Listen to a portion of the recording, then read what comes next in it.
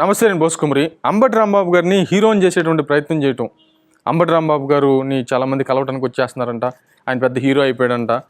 ఆయన పెద్ద హైప్ తీసుకొచ్చేసారంట.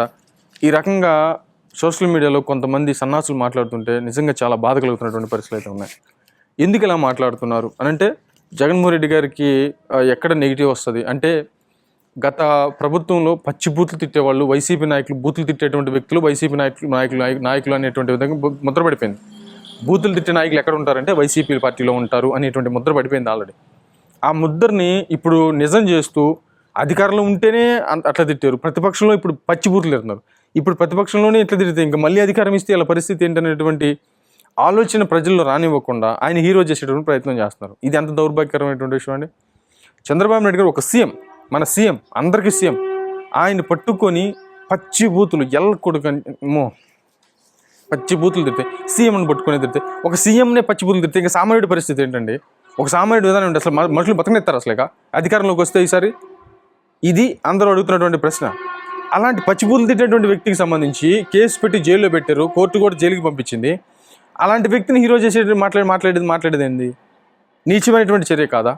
దీంట్లో మనం అర్థం చేసుకోవాల్సిన విషయం ఏంటంటే, గట్టిగా మనకు అర్థం అవ్వాల్సినటువంటి విషయం ఏంటంటే, ఈ రాజకీయాల్లో మామూలుగా వైసీపీ పార్టీని గెలిపించుకోవటం కోసం, మళ్ళీ అధికారంలో తెచ్చుకోవటం కోసం మామూలుగా దరిద్రమైనటువంటి విషయాలను కూడా అది సూపరు, డోపరు, బంపరు అనేటువంటి విధంగా ఈ 3 సంవత్సరాలు కూడా ప్రజలు నిత్యం రుద్దబోతున్నారు. కొంచెం తస్మాత్ జాగ్రత్త. ఎందుకనంటే, రాజధాని, నేను మళ్ళీ దండం పెట్టి చెప్తున్నాను, నేను ప్రతి విషయంలో ఈ 3 సంవత్సరాలు దండం పెడతాను ఖచ్చితంగా ఈ టాపిక్ వచ్చినప్పుడల్లా.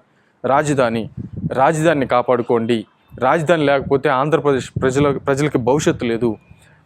మనకి మంచి గొప్ప అవకాశం, మనకు దేవుడిచ్చినటువంటి గిఫ్ట్ ఏంటంటే కొత్తగా రాజధాని కట్టుకోవటం. అది కట్టుకునే సమర్థత మనకు ఉంది, మనం కట్టుకోగలం.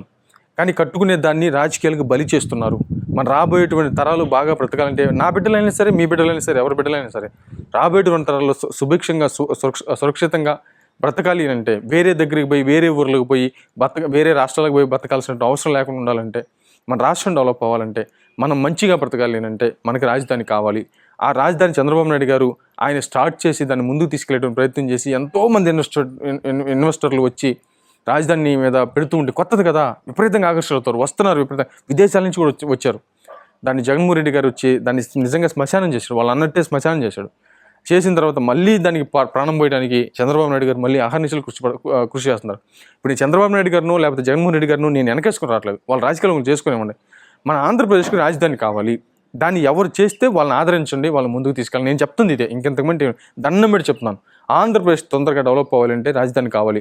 అది చేసుకుంటూ వెళ్తే అవుతూ ఉంటుంది. కానీ 5 సంవత్సరాల వాళ్ళు 5 సంవత్సరాలు ఇల్లు వస్తే అది అవ్వదే కా. ఈ ముష్టి రాజకీయాలు ఎప్పుడూ చేస్తూనే ఉంటారు.